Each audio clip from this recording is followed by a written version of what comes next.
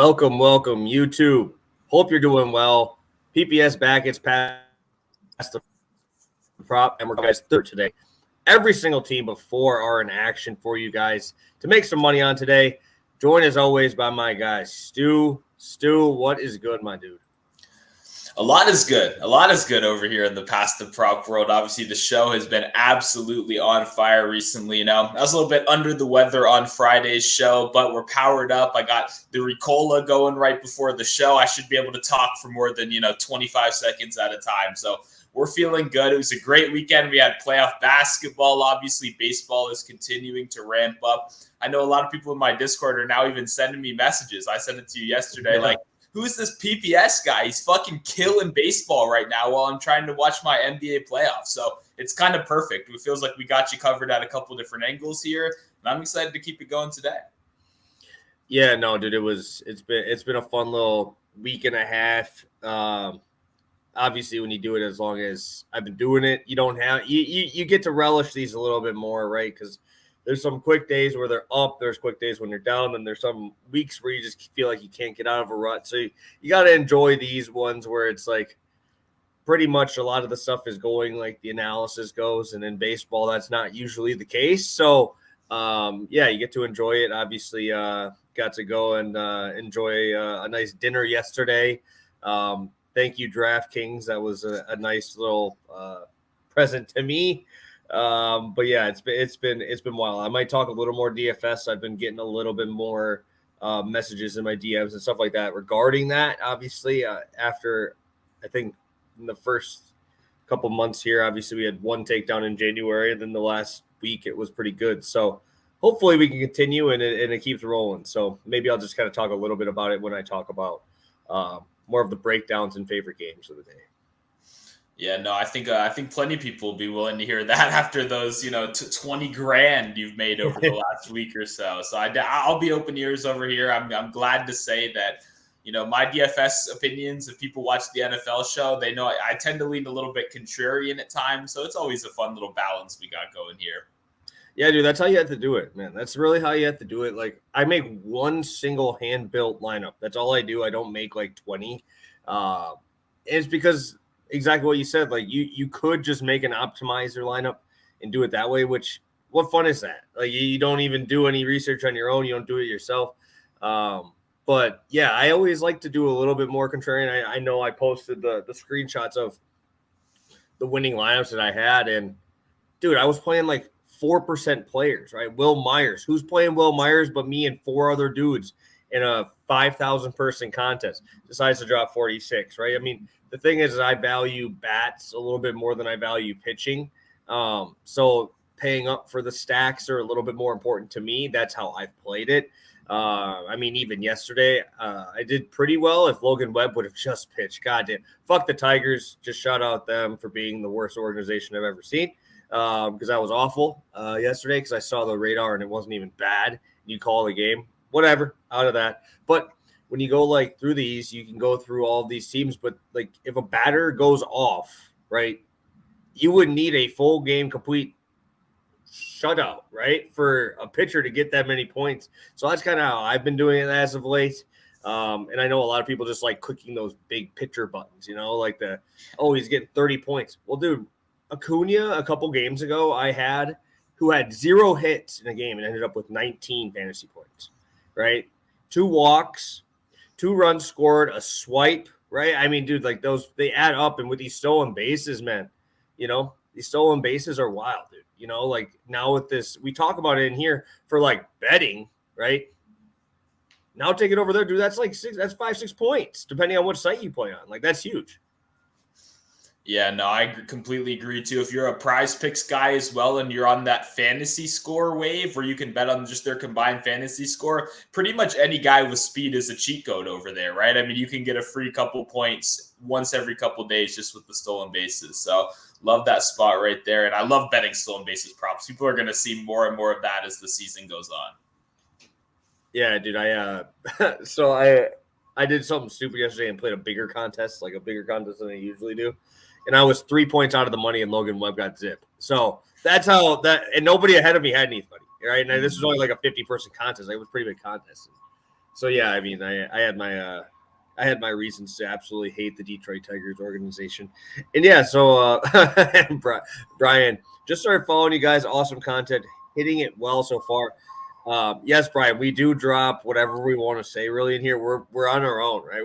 We're not. There's really no sponsors of the show. It's just us. We're independent. We kind of do our thing here. So we'll have a little bit more of that in here than you will on like your I don't know, what do you call it? What do you call it? Produced shows? Yeah. Is that that's a nice way to say it? Yeah. No, we're just hanging out here. Okay, we can do whatever we want. It's a free space, and we'll enjoy that for the time being. Yeah, dude. Detroit should have just taken the L yesterday, dude. They just deserved it. So, because now I feel bad that like San Francisco, they don't have another game over here, bro. Like, what are they gonna do? Like, Detroit should be flying over there on their off day and then call their freaking owner to be like, "Oh, this is your fault, dude. Fuck you." So that sucked, dude. I can't. It was 5 hours. It was a 5 hour rain delay. They were the first game of the day. Like that's what just. Oh man, it was bad. Whatever. I can't think about it anymore. Yeah, dude. It'll be good. Yep. Yeah, but I think it was like 19-5. Yep, 19-5. Yeah. Good morning, Blackbeard. Hope all is well, my guy. And let's kind of talk a little bit about it. Again, I bet NBA for the first time. And I just did it because I was watching the game. So I had Kevin Durant, PRA, which hit because this dude, I guess, is now a triple-double threat. And then I had Ivica Zubac double-double at plus 175. Dude hit that in the first. I just nuked him yesterday. Can't imagine I'm going to see a price tag like that again. But I am not going to be betting NBA tonight. I got 13 MLB spots. But I know you do. What are you looking at tonight? I mean, there's 2 games, right? So how are we looking at this? I mean, I think I'm like most of the NBA population. I'm much more excited for that second game, right? That Kings-Warriors. Obviously, we just saw the Kings take game 1 in their first ever playoff game in 17 years, I believe. Makes a lot of sense. I think we all kind of knew they were going to come out motivated. Let's see if they can keep that going now. Let's see if they can sustain that momentum. We've got Curry, Clay. Wiggins looked very good. I think that was kind of the X factor. He obviously did miss that game-tying 3 at the end of the game. But having Wiggins as an integral part of that playoff rotation is so important. And everyone that watched basketball last year knew Wiggins was like their X factor. He was the reason they made it that far. He was such an integral piece. So to see him come back and integrate it and be good, that gives me a lot of confidence that the Warriors are going to win game 2. I think that's going to be a great game tonight. As for the Sixers, I'm pretty confident the Sixers are going to take care of business. I think we got a sweep on our hands. Absolutely love Mikal Bridges. What he's doing this year is awesome. The evolution we're seeing is dope. They just don't have enough offensive firepower to keep up with an Embiid, Harden, Maxey team right now. So I think the Sixers keep on rolling right here, and I think the Warriors get a little bit of revenge and beat the Kings in game 2. Beautiful. Well, let's just get to your play here. I know you just mentioned a little bit about the Nets, so I'll kick it over to you for this, and then we'll head over to baseball. I love this spot. I really, really love this spot right here. We're going Cam Johnson to knock down 2 threes and PJ Tucker to grab a first quarter rebound at minus 120 over on DraftKings. I probably will have a separate article later today just on PJ Tucker first quarter rebounds. I think I may add more on just the over 1.5 at plus money, something like that. So just a little preview for all of you guys that got in here at 10 a.m. with us in the morning. But Tucker was an absolute cash cow in last year's playoff. This is a guy that you got to ignore the regular season with, right? This is one of those guys that he's a postseason player. They signed him to be an integral playoff rotational piece, and he does 3 things. He plays gritty defense, he grabs offensive rebounds, and then he sits in the corner and makes a corner 3 once every couple days. That's his job, right? He does those 3 things, and he does them extremely well at a very high level. Even a shooting, which you wouldn't expect. His corner 3 percentage has still consistently been up there the last 3 seasons. What I'm targeting right here is specifically the aggression on the boards and the offensive boards. Last game, he played 9 first quarter minutes. He grabbed 4 rebounds. 2 of those were offensive rebounds. Most guys you only count on, right? I bet a lot of Looney rebounds, stuff like that. You need the defensive rebounds. PJ Tucker is one of the few players that is out there 100% hustling all the time. So obviously, grabbed 4 rebounds in game 1, played that 9 minutes. If he continues to just get like 6, 7, 8, 9 minutes, he's going to grab 1 or 2 rebounds in pretty much every one of these games. I don't think the lines are adjusted. I think they're thinking about regular season PJ. They're not thinking about postseason PJ. Then we go over to Cam Johnson, someone that we bet on a lot during the regular season when he made the move over from the Phoenix Suns to the Nets, right? When he was on the Suns, he had a much more limited role. He was playing with higher usage players. Cam Johnson is another one of those players. We know exactly what he's going to do. He takes over 55% of his shots from threes. He's a floor stretcher. He's going to sit out in the corner, and he's got a point guard in Spencer Dinwiddie who's tossing out 10 dimes a game. So he doubled this in game 1, had 4 threes. He's been extremely consistent, average over 3.3 threes per game. That sounds like a tongue twister right there with the Nets. And it's just been so consistent. So we got pretty much a 40% three-point shooter that's going to take 6 to 7 attempts per game and play 40 minutes, and we only need him to hit 2 threes.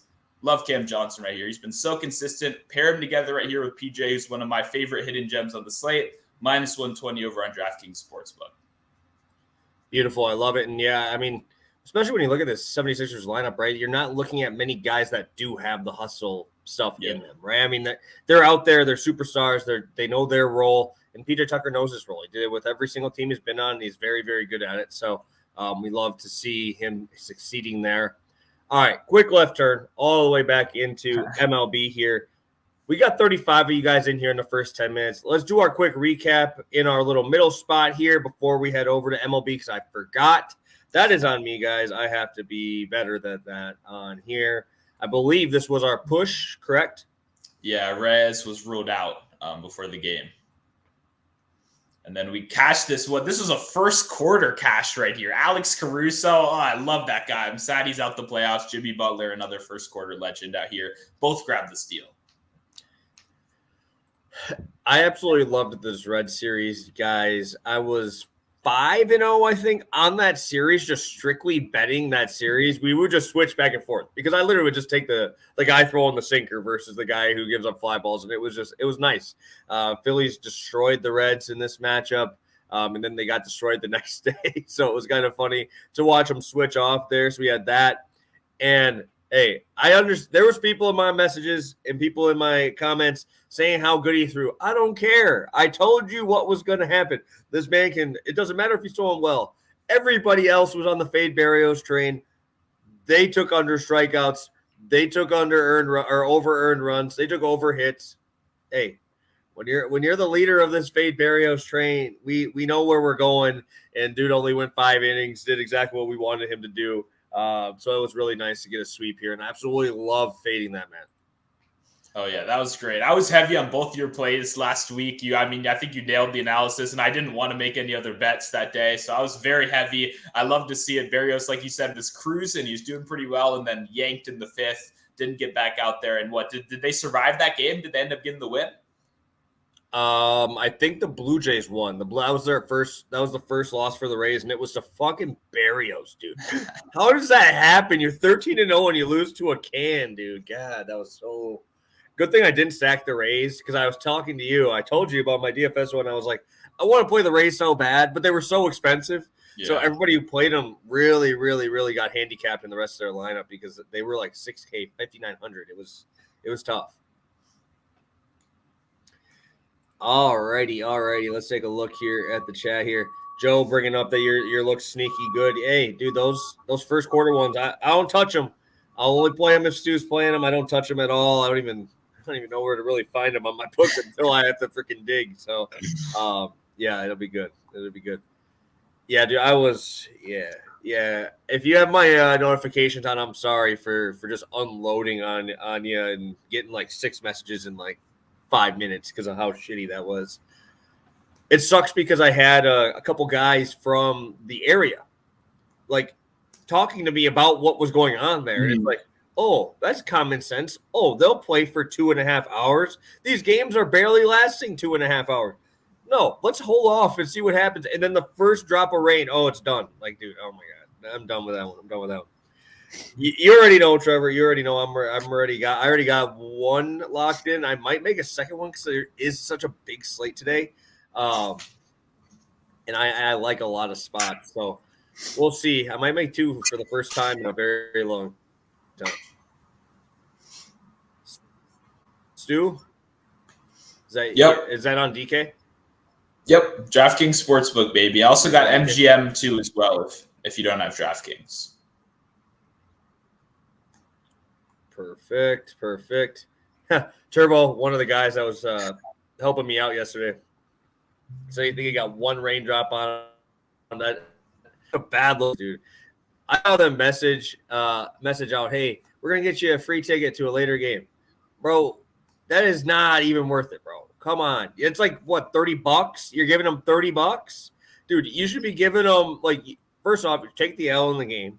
You should probably give them, like, every single bobblehead that you were giving out this year. You should probably be giving you tickets to every one of those bobblehead games.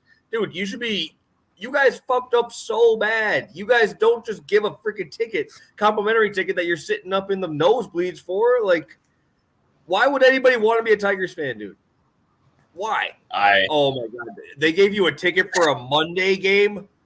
Ooh. Just get rid of the franchise. I was saying this last night. Since Maglio Ordonez, bro, this team has gone down the shit tubes, bro. Maglio Ordonez is the only reason I ever even liked the Tigers, because that dude was a tank. No, this is really funny, though. I didn't know you still had this passion today. I saw you angrily tweeting under beat reporters yesterday about the game. I didn't realize. So bad, dude. That's how you know that you're, like, winning, though, is you're not even getting mad at your losses. You're getting mad at bets that you thought would be wins. Dude, Logan Webb was going to murder them. I had him for 5Ks to get my full sweep, dude. That would have been back-to-back days of full sweeps on my free plays. Now you can't call a 1-0 sweep, bro. You know, like, you can't call that a sweep. Like, oh, I swept it. I got one win, and so the other one got voided because Logan Webb 5 strikeouts with my other leg, and Josh Bell obviously hit his double and just smoked it. So yeah, it was. And before we move on, shout out to Josh Bell hitting his first home run of the season after I called it last show. Okay. Just saying, that was so obviously going to happen. Josh Bell versus the Nationals, no home runs, hitting like 100 before. I mean, we read that like a book. So hopefully a couple of you guys got into Josh Bell homer as well. That was a fun little ticket to have. Yeah, sorry. I probably looks like I'm like something's up with my face. My contact literally just fell out of my eye. Of course, just fell out of my eye on stream. So you get to see like one eye with a contact in, one eye here who I just is blurry as hell. So let's just get into some picks, Stu. What are we looking at? What's that favorite game? Favorite game for you on the slate today? 13 of them to choose from, so you got some options. For me, I'm going to take the cheap, easy answer. I'm going Mets-Dodgers under the lights in prime time tonight. I haven't actually got to see Dustin May pitch as much as I'd hoped. I've kind of been out the days that he's been on the bump. I want to watch Dustin May pitch against some legit hitters right here. I obviously know the stuff is very, very good. So I think I'm definitely excited for the Titan versus Titan matchup tonight. Yeah, I got 2 just because as a guy who really likes good pitching games and good, like, actual pitching, you know, like where guys actually dominate and they know what they're trying to do, able to execute it. I can't get away from Jesus Luzardo. I drafted him in 80% of my best ball leagues. And this dude is an absolute machine when he's in the zone. That is his biggest issue is walks. That's always been his biggest issue. But the dude was still having a 30+% K rate when he was walking all those guys. It was just he would be out of the game in the 5th inning, right? So I think that versus Logan Webb, dude, if Logan Webb goes out in 10 Ks, these dudes, I'm about to be so pissed. And I'm going to, again, message the Detroit Tigers for my money because they deserve to pay me out for that bet. So that is my first one. Minus 125 to the Marlins in that game.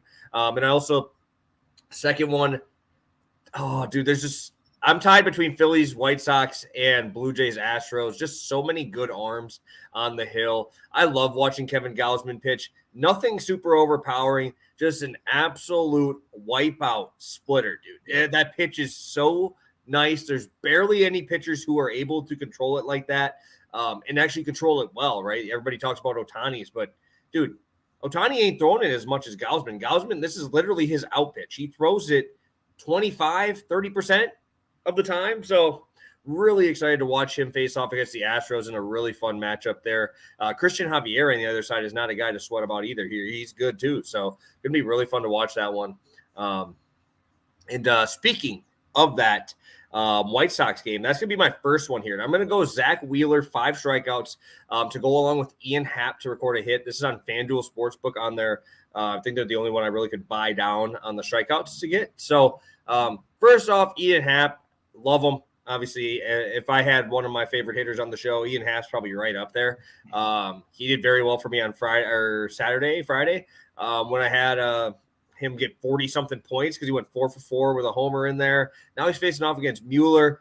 Very good hitter from the right side. I think that's underrated in his game is that he is a switch hitter. Nobody really talks about how that's part of his game, but he's a phenomenal switch hitter. Obviously, a lot more power from the left side, but great contact numbers on the right side. Has a hit in 8 of his last 10 games. Zach Wheeler, I don't understand how I can get this at -390. Like, this should be minus like 900. Zach Wheeler, 5 strikeouts. Dude has hit this in every single game. And you look at his numbers here, he has been getting so unlucky, right? You look at his four-seam fastball, slugging against him, 370. Expected slugging, 100 points lower. Slider, 375 slugging.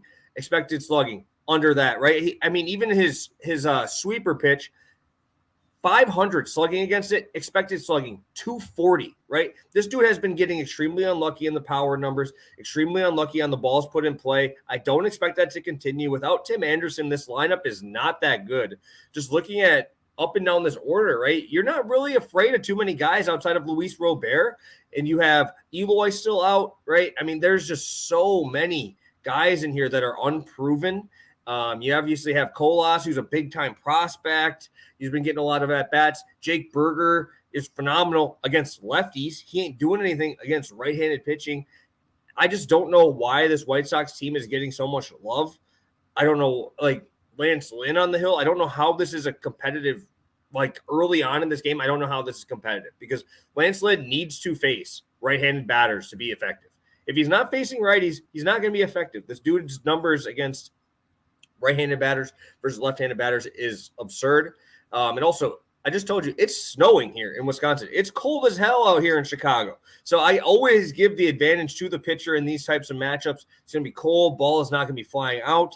Expect a very long leash for Zach Wheeler, one of the longest. Him and Nola, they let ride because they know later on in their rotations the bullpen are going to be taxed. So long leash. You got a guy here who's got swing and miss stuff. He's got 3 pitches, 4 pitches over 30% whiff rates, and I think that this getting this under -400 is ridiculous. And obviously, Ian Happ just never gets respect on the books for hits. I don't understand why, but I'll take this at -120 all day. Yeah, no, I love the Wheeler spot. Exactly what you said there at the end of I love when you take down a guy a strikeout or two, having those guys that do go the 7 innings, like you said, right? In the modern MLB, that's something you got to worry about. A lot of these guys are not going over 100 pitches. They're not seeing the other end of the 6th inning. But this rotation, Wheeler and Nola, like you mentioned, do have that reputation of getting deep. And I think, like you said, it's a necessity due to how bad that bullpen can be at times. And then you're the Ian Happ master. That's what I've learned over these last couple seasons. When you're telling me to go bet on your guy, Ian Happ, I'm going to go do it. So I agree with you. He just got that extension last week, one of the more underrated players in the league. Definitely down to pair him up right here at -120. Yeah, the last real Cub from that regime, right? They left Baez out there. Contreras is gone. He's that guy they kept, and it's for a reason, right? So, like I said, 8 out of his last 10 games hits. He's over 300 on the year. Definitely a guy I want to be targeting tonight against the Oakland A's and Kyle Mueller. All right, Stu, your play for today over on the MLB streets. Let's get it. Yeah, we're going back to Arias to get a hit right here, matching that up with Rangers first side money line at -109. This one is over on FanDuel. Talked about Arias last show. He ended up getting the void right there against a left-handed pitcher. Now he's back in the lineup versus a righty. Like I said last show, man, it's a new team, new city, new uniform, same guy. Absolute contact machine. We know what we're getting right here. He's not a guy that's going to put up those crazy exit velocity numbers. He gets on base any way possible. And I do think he finds himself in a pretty solid matchup against Logan Webb here. Obviously, we know Logan Webb is an above-average pitcher. Not off to the greatest start in the world, obviously, sitting at a little bit mediocre, what we've seen so far, 276 opposing batting average versus left-handed batters. When you look at how Arias is doing versus right-handed batters so far, it's pretty freaking good, batting above 460 against right-handed pitchers so far. And I know it's obviously a small sample size. The season just started. The guy is hitting practically 500 right now. But when we look back at last season, it's not much different against right-handed pitching. He was hitting over 340 all of last year against righties consistently. Arias is the best contact hitter in baseball right now. And Logan Webb is not a guy that is necessarily this nasty strikeout pitcher, right? He's a guy that allows contact. He's looking for that soft contact. And in an era now where you can't really plan for a rise as well, right? In an era where you can't use the shift as much against him, I think he plays well against these contact pitchers. That's the kind of matchup. It's just how you want like Kyle Schwarber against Lucas Giolito, because Kyle Schwarber is either going to hit a bomb or strike out, and Lucas Giolito is either going to strike you out and give up a bomb. It's kind of like the same thing with the Rise. He's either going to get you a nice little swinging single over, pull it wherever or just push it. And then we got a guy like Logan Webb who gives up plenty of soft contact, and that's what he's fine with. He's trying to miss those barrels and just get you to ground out. I think it's a strength versus strength matchup right here, and Arias should continue to get on base. As for the Rangers' first five money line, I like Lyles. There's no disrespect on the Royals side of this one. I think he does his job to a T. He is exactly what you described as an innings eater. He's a solid pitcher, not terrible, not great. He goes out there and gives you your 5 to 6 innings every time. That's not going to do you very well when you go up against Jacob deGrom on the other side. These two teams actually just faced up last time these guys were on the mound, and they did win the first 5 battle in that one. It's one of those situations where I was perfectly fine fading him. This started out as a same-game parlay. I was going to go with Simeon, but when you can get a better price for the best contact hitter in baseball versus a middling 250 hitter that has some pretty good history against him, I'm going to choose Arias 10 out of 10 times right here. But I still do love the Rangers' first 5 money line leg. I think deGrom takes care of business right here. Minus 109 is a pretty good price. Lock it in. Couple things for me. Rangers first 5. Obviously, this was the matchup last Monday, right? This was the matchup I won that first DK contest with because I did roll the Grom, right? And I did roll the Texas Rangers bats in that matchup. And I think that's really important because I love taking Jordan Lyles at home. I usually do, but obviously this is a new place for him, right? So it's not like this is you don't want to look at the home road splits. I know everybody wanted to do that with Greinke now again. Dude, I mean, I was a stand, dude. I was all over Jack Greinke last year when he home road splits. But also Jordan Lyles is going to give up power, right? That's the tough part. And I'm going to talk about deGrom here in a second, so I won't go too deep into that. But Luis Arias. And one thing I do want to talk about with Arias, and one thing that makes this matchup absolutely perfect, and I love that you talked about it a little bit here, is as a pitcher, right, you're trying to get guys to have the soft contact. But when you have a guy like Arias whose barrel stays in the zone for so long, like he literally keeps his hands back and it's just a slap, right? So it's like stay, bring the approach out. With a guy like Webb who's going to use predominantly changeup and sinker, right? And they're phenomenal pitches. Don't get me wrong. They're really good. And that's why against righties, he's so good because you give up on those pitches, right? You give up on those ones that are 6 inches outside and then end on the corner, right? It just runs right back. And you give up on it and boom, you're out, right? That's what happened against the Yankees. That's why they were so frustrated because these are power guys looking for that ball up. Logan Webb's not going to give you that. Thing with Arias is his barrel's in there so long that if he even reads it, right, the reason why Webb is so good is because he has that slider that comes in on the barrel, but all those other pitches go away. Doesn't matter. Arias is too damn good of a hitter to be fooled by this stuff. I think that he's going to obviously get this one. I'm calling a slap over the shortstop's head. Going to be a nice, easy slap single here. And it just fits, right? This is a matchup that just fits. And I think Logan Webb obviously probably was getting warmed up to play a game yesterday, and now he's going to be back on the mound in Miami. What a shitty travel schedule there for all that. So it's going to be rough. Arias not to strike out. Rangers first 5. Interesting. I didn't even have that option there. Yeah, I don't mind that. That's creative. I wouldn't bet it like over the hit. I think the hit is a little bit safer. The strikeout's crazy, but I mean, Arias has consistently walked more than he's striking out since the minor league level. He's always been that guy that doesn't strike out much. So an interesting angle, but not one I've really, looked into too much. The only reason I'm going to say that I would not bet that is what's going to happen. This is how I see this game playing out. Luzardo shoves. Logan Webb shoves. It's down into the 8th inning, 9th inning here. Close game. If I have to sweat an at-bat against Camilo Duvall, that boy is fucking Kang Arias. I don't care. Dude is striking out. If he doesn't walk you, you're fucked. That dude's stuff is so disgusting. Dude's 102, has a slider that if it's close, you're swinging. If you're not, you swing because the ball, you're like, oh, it might be a little bit slower. And then boom, I can't do one against the Giants because if I have to sweat that, really do not want to have to do that against a guy like Duvall who's just so nasty. And it's 102 and it's a sinker, dude. It's like running like this much at 102. Like it's just I can't crazy because I can just see that happening. And it's just like I would have to sweat that for third. I would have to sweat like it's the 6th inning. Oh shit, it's 1-1. Oh shit, somebody score, dude. Come on, Miami, score.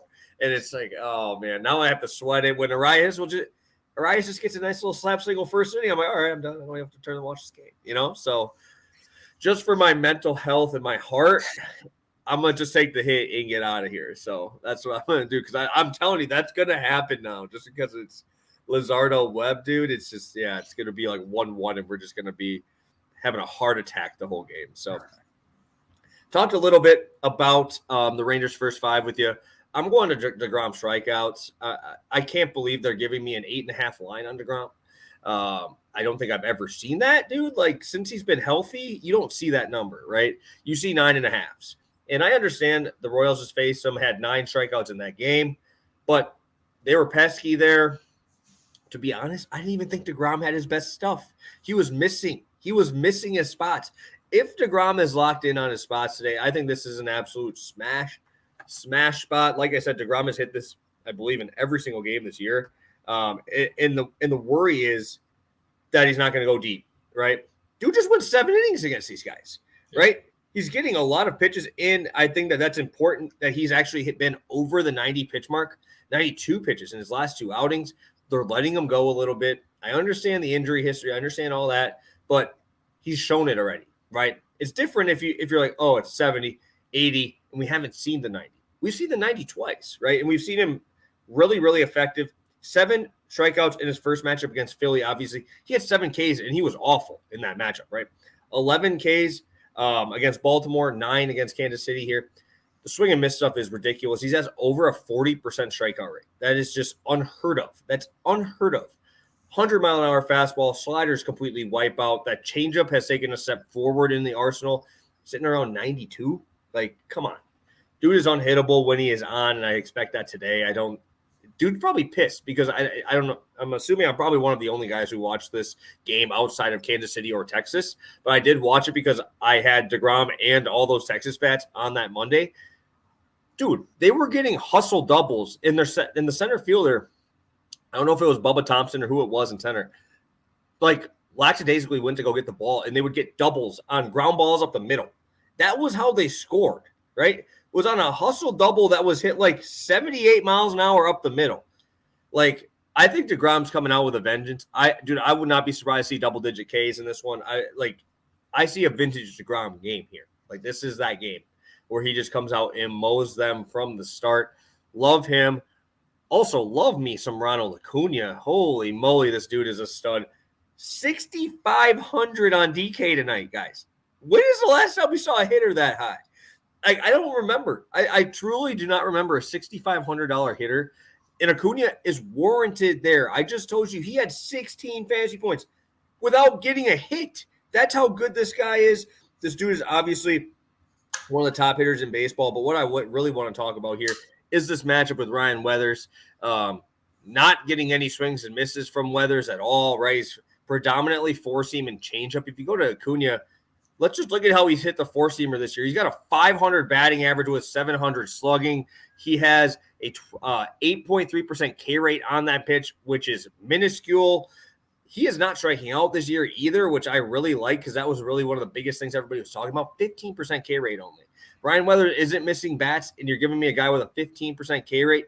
Also, what is this dude's barrel percentage, dude? 54% hard hit rate, 16.5% barrel rate. That is massive. Holy dude, this guy is on one right now. Batting 375 this year. He's got power. He's obviously got the ability to beat out anything in the infield on an infield hit. I don't usually bet Acuna because his prices are usually shitty, but today they're giving me a pretty damn good price already. 25 hits already so far this year. Sign me up for some Acuna. I think that obviously you can't walk this guy. You walk this guy, you get to the real power. That's why I didn't want to bet Austin Riley, because you know how many times I've gotten a 3-walk Austin Riley day on a hit I needed? Way too many. PTSD. Sign me up for Acuna to absolutely rake this man tonight. Give me 2 dongs here, huh? Give me 2 homers. I love the spot right here. I love that it's plus money, obviously, betting on two of the best players in the league to get you to plus money. I think you killed the DeGrom analysis. And I just want to say, I've been on Acuna a couple of these last recent games as well. Dude is on one right now. Absolutely on fire. I didn't even realize the barrel rate was that crazy, but he's obviously passes every single eye test. When he's on first, he's swiping bags on second. He's, getting that power in as well. Acuna's just been playing so well right now. And for those that don't bet the MLB a lot, it is really a momentum sport. You want to get on these guys when they're hot. You want to strike when the iron's hot, I guess, like a lot of people say. So I love Acuna right here. I think it's a good spot. And I love the plus money. We'll definitely be telling here. Just responding. It should be under batter props for that. I'm doing the spot here on FanDuel because they offer the record a hit right underneath the batter props, and it's usually pretty good there. I did want to bring up the option here to you, Stu, with more people kind of getting into baseball, more probably on the money line, run lines. Do we want to do like your favorite money line, favorite run line spot, or do you want to do like a top stack? Do you think something like that would be something we should talk about here, just because I'm seeing a lot of people asking for money line stuff or something like that? Is that something we want to just kind of throw out here today with 13 games? I'm fine with that. Yeah, I mean, I always end up having, money line or two in some way. I feel like the Rangers is a little bit of a hint, I guess. Obviously, the odds aren't great on that one. I guess the run line would be a little bit better. And I did earlier, too. I mentioned the Warriors money line if you want to get an NBA one in. But, yeah, I'm down if you want to start out, if you got one you're looking at right now. I think, because I'm not gonna but this won't be official plays or anything. I just see you guys asking here. If I'm going to do a stack tonight, right, and I know a lot of people have been asking me how I do my stacks, whatever. If I'm going to do a stack tonight, I need to go to a game that has nice weather, right? I'm looking for games who have guys, batter props, hits. Yes, Brian, that's how you would get to that. I hate doing my Brewers, but I really think I might have to tonight against Chris Flexen, low swing and miss guy. I want to see balls put in play. I really like the Brewers. I think that's going to be a spot, maybe a team total over there. I just really like fading these guys who can't strike guys out, right? That's the scary part, dude. If you're not going to strike out guys, you're going to have to let this ball get put in play. And when you have a team like the Brewers who strike out a lot, and you're going to let them put the ball in play with a lot of power, I think that's a spot I definitely have to go to. I don't mind the run line first 5. I don't mind the run line full game with Corbin on the bump. Like to see his last outing. So I think I would go there. Obviously, I'm a homer, so that's why I usually don't bet on my teams. But I do really like this matchup for a lot of the reasons, like I just said.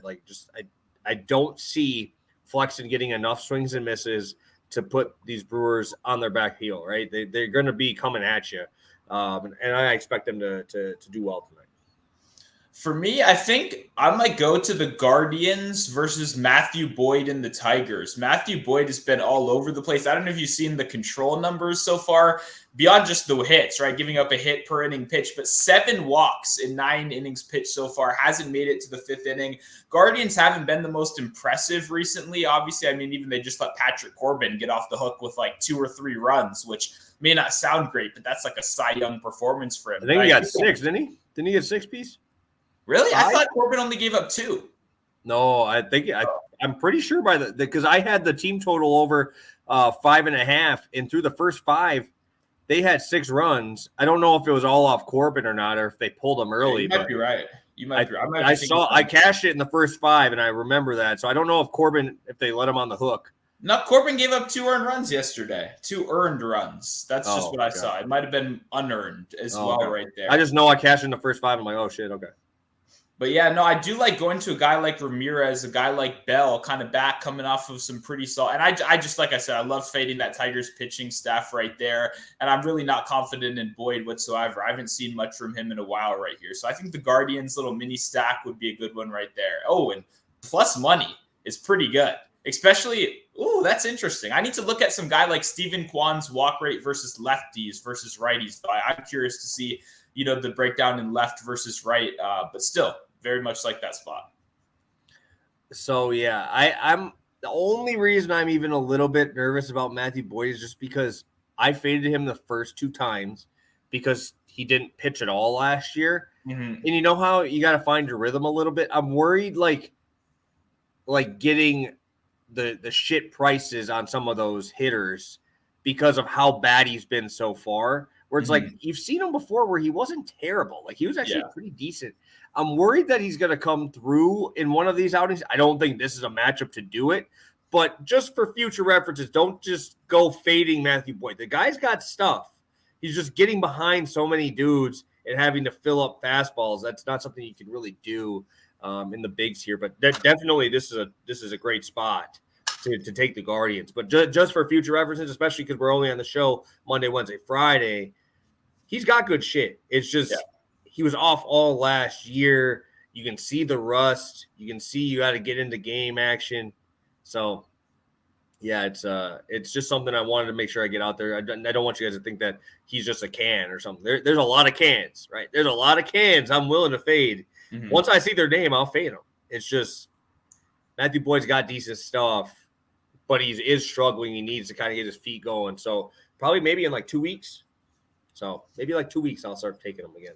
Yeah, I remember he was a big name in like is he going to get dealt at the trade deadline? Is he going to just be one of those guys that they flip again? And then obviously, the injury stuff. And now we're here. And I do see Brian in the chat, Arias. It would be over hits, but like Terrence said right under, we're over on FanDuel where they let you just take one hit. Sometimes DraftKings, they make you take 1.5 hits, right? They make you take 2. So that's why we're over on FanDuel. But if you do go on the same game parlay feature, you can just get 1 hit as an option there as well.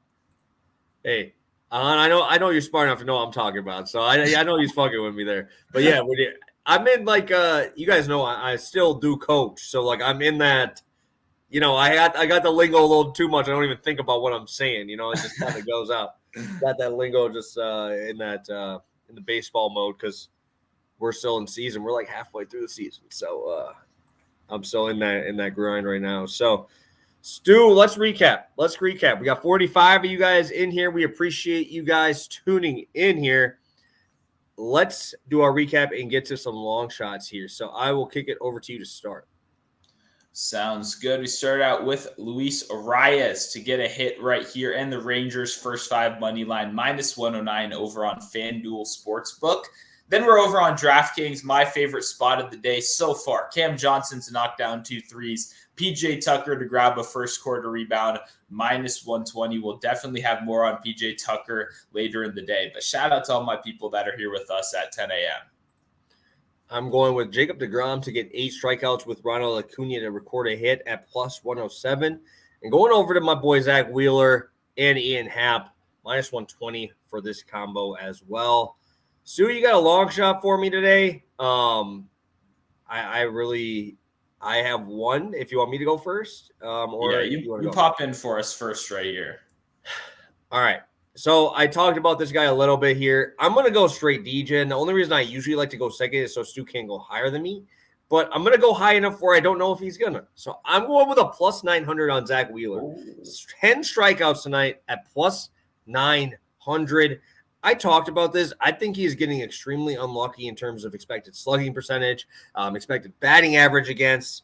I think he goes deep in this game, and I really, really like fading the White Sox at home. I think it's going to be too cold for him to be giving up a ton of runs in the terms of long balls. But I also really like the swing and miss stuff that he does have, right? His fastball so far this year, 33% whiff rate. He's just not able to put guys away yet, right? Slider, 47% whiff rate. Sweeper, 32%. 33% on a sinker, 27 on the curveball. The whiff rates are there. He is getting to the 2-strike counts. He's just not putting guys away. And I think that even in this spot where it's a tougher strikeout matchup, I think the talent disparity here goes to Wheeler. I think Wheeler is able to put away some of these guys. Just having all 5 of those pitches with the ability to get swings and misses is something that not many pitchers have the luxury of having. So I'm going to go Zach Wheeler. I think that he's absolutely going to destroy these dudes at home in the shitty weather. Ball's going to be dying up in the air. You're going to get me 7 innings, Wheeler. I think you're getting at least 10 Ks. Give me that plus 900. This is just seems a little bit too high, but I understand with the White Sox strikeout numbers, but still, I mean, I can't get away from this man. Yeah, I love this spot right here. I mean, like we mentioned earlier too, Wheeler is one of those guys that he can possibly get you real deep into these games, right? He can set you up as one of those guys. If he's going 7 innings, that gives you a much better shot to get 10 strikeouts versus some of these other guys that are not making it so deep into the game. I'm getting the odds for mine right now. I am going over to the NBA, and I'm going plus 300. Golden State Warriors money line and Klay Thompson to knock down 6 threes. That's what we're doing right here. They won't let you go any higher. But we know playoff Klay is the kind of guy that is either going to get you 8 threes or 1 3. And there's no in the middle. And I think to win this game, I think it might be a Klay Thompson game. I'm seeing some Steph Curry love early on. I bet Steph starts out a little bit strong. I think Klay has a quarter where he hits at least 3 threes. I think he gets going. I think he's key to the Warriors winning this game right here. So I'm going with a Klay Thompson 6 threes Warriors money line combo right here, plus 300. You still obviously got me on the odds on this one. Not the most crazy odds in the world, but, I think we found a pretty solid spot. All right, well, I'm going to take this one, and I'm also going to take one with Klay under 1.5 made threes, just for your reasoning there. And also, I don't like Klay I just don't like him as a person for doing this every fucking time in a game. So I think I'm going all sack, baby. Let's go sack town. Put this shit down. What is under 2.5 threes? I'm going to be taking under 2.5, under 1.5. Yeah. Maybe to not make one. I might take that shit, baby. Let's go Kings. Let's go Kings, baby. Sack town, baby. On FanDuel, it'll only let you do under 3.5, and it's plus 205 right now. That's not enough, bro. I'm going under 2.5. Find me under 2.5. Find me under 1.5. Give me Harrison Barnes. Follow this man around and just shove on this guy. I'm going all in, baby. What is the line on this game? Golden State minus 120, Sacramento plus 100. The disrespect, dude. The disrespect. Hey, I'm hoping we finally can settle our Kings versus Lakers beef in the next round. By the way, all year long I've been saying Lakers are the better team than the Kings. We might actually get a chance to show it in round 2. Let's see if the Kings will make it there, because I know the Lakers will. Dude, also, I get the disrespect from you. I understand. I understand. You disrespect the Kings, but it ain't your job every single day to be on ESPN like Stephen A. Smith, who's just now talking about De'Aaron Fox being good. Get this man off the screen, bro. De'Aaron Fox has been fucking awesome all year, dude. And now it's the only time you're going to talk about him because he's playing the damn Warriors. God damn, dude. I hope that the Warriors get swept. I hope that De'Aaron drops a 40-piece on his head again. And I hope Sabonis goes for 50, 20, and 10 tonight. Just so I don't have to see Klay Thompson go like this and I can watch him go home. And because Jay's in the chat, bro. Yeah, thank you. He's a freaking dude. I don't even know who I hate worse. I think I hate Mad Dog worse than that guy. Mad Dog's a fucking bum. Yeah. Okay. Well, I respect it. It is what it is. It is funny, too, by the way, to see these guys learn that the Kings are a real team once they've made the playoffs. It doesn't make any sense, dude. Like, they were talking about De'Aaron Fox in, like, all NBA, bro. Like, how are you just now saying, oh, he's good. He's pretty good. He can fight with the Warriors. Like, come on, man. I'd be curious to see how many of those guys could name the starting lineup, and then how many of those guys know who Keegan Murray even is. You know what I mean? Like, they probably know Harrison Barnes. They remember that name Sabonis. But beyond that, I'm curious, like, do they know Malik Monk is on that team or Kevin Huerter? It's hilarious. Just bad, dude. I mean, just bad. Like, especially the bag that Stephen A. got, dude. Like, they need to just kick him on 2 sports. Put him on 2 sports. Like, this man's getting spread so thin, bro. Like, I feel bad for the guy, but I mean, he got the bag, so I don't think I really feel that bad. But, dude, I'm sorry. I want your bet to win so bad. I want you to win so bad. I hope your other 2 hit so I can just watch Klay go 0 for 12 from 3, and I can watch all these dudes just talk shit to Klay because Klay is so soft, bro. He's so soft, and that's all he ever does is that 4 thing, dude. I'm ready for it, dude. I'm ready for Harrison Barnes to get in his fucking face, dude. That's the only. This might be like the second playoff game I actually watched. Dude. I didn't even watch the Bucks one because there was so much MLB on. I didn't even get a chance to watch it. So, oh man, now I'm fired up, dude. Yeah, I think the Red Sox might be in one. I saw that as well. And Terrence doing the dirty work for us, as always, putting in that little same game parlay for us, plus 480 there. Terrence, can you do me a favor? Go on Zach Wheeler, 7 Ks, Klay Thompson under 1.5 threes. See if you can find that for me. I'll take those odds. Under 1.5. Dude, oh, God. Dude, what if that hits, bro? I'm gonna find that under option, dude. I'll then double down and take credit for that as well by saying that, I said he'll either have 8 or 1, and there's no in between. So I can take credit for either one. Hey, you can, dude. As long as I can watch Klay Thompson get bodied up and get destroyed. Yeah, but I will only have my money on him to have 6-3. So let's hope I'm hoping he has 6. You can hate Klay all you want. I'll be laughing on the other side of the screen as he does his silly celebration and flexes on, Kevin Herter for no reason, because I love that shit. I love flex. You got to flex on him if you hit. I'm all for it. I'm all for the disrespect. And yeah, he will be very whiny if they lose, because we know Klay Thompson. That's kind of him. Or maybe he hits 6 threes and then makes like the game losing turnover, or airballs a wide open 3. Like that would be nice. Like something like that makes him feel worse. So next game I can fade him again. So maybe he gets your 6, and then fucks over the game. So maybe something like that. Just so Jay can be happy here. So, all right. Terrence is getting it for us. We will sign out. Stu, what do you got for the people here before we head out? 35 you guys lasted that whole 50 minutes.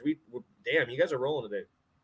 Yeah, Terrence says Wheeler 10 strikeouts and Klay under 3.5 threes is plus 29. I like that way better, dude. I like that way better. Well, you run your version. I'll run my version. We'll come back here on Wednesday and see who won. Want to shout out everyone that tuned in here. We are going for our 10th straight profitable show. It has been a great, 4 or 5 weeks at this point of consistent winning. You don't get streaks like that too much. We've been doing this for 2 years, so we're obviously going to continue to appreciate the winning, keep trying to stack this bread as long as we can. Make sure to leave a like on the video. Leave a comment if you have any questions. We know this is at 10 a.m. in the morning. Most of you guys got stuff to do. If you're checking this out later and want to shoot us with the questions, we're around all day. We're doing this shit 24/7. So whether that's YouTube comments, Twitter DMs, we got you covered. It's been a great show today. I love our picks. If you're looking for the quick recap, we just kind of bullshitted for 5 minutes. So just scroll back 5 minutes and you should be good. Great show today. Excited to keep the winning streak going.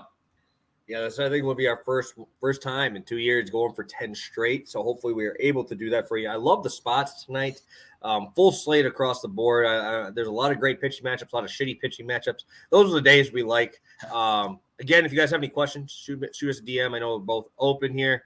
Also, don't forget to ladder Klay from 5 down to about 1.5 under threes, baby. Let's go. Let's go, De'Aaron Fox, 40 piece on their head. Let's do this thing, baby. So, yeah, if you guys have any questions, message us. If not, we will see you guys on Wednesday. So have a good one, guys. Remember, we'll be early on Wednesday. Not sure exact time, but I know Wednesday is going to be all early games. So make sure you guys are paying attention. Following on Twitter, following on Instagram, following on YouTube, wherever we're at.